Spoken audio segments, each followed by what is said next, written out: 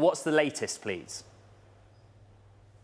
Yeah, so clearly it was a large-scale attack on the fiber networks during the night between 9 a.m., 1 a.m. and 3 a.m. So really middle of the night, there were 9 places, we are told, across France where long-distance fiber optic cables were cut. So really this is the highways of the internet powering the network.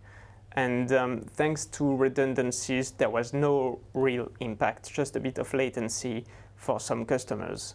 But clearly this is the scale of the attack that's sort of worrying authorities in France. For the trains, the trains are back to normal as of today, and it's been slowing, going back to normal in the weekend. So far, no really disruption of the Olympics. It's not been disrupting either the train or the internet outage have been disrupting the Olympics, but really it's the scale of the attacks and the fact that they are targeted across France rather than on Paris.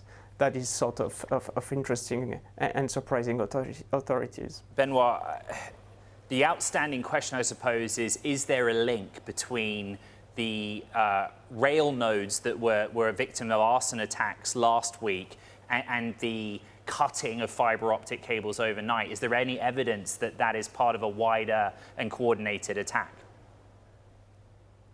So there is no evidence that we know of so far. There are 2 separate investigations that have been started by the Paris prosecutor's office.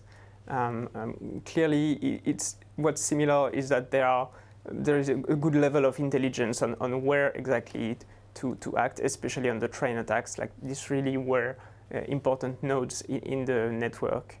But there is no proof or no indication so far of who could have done this.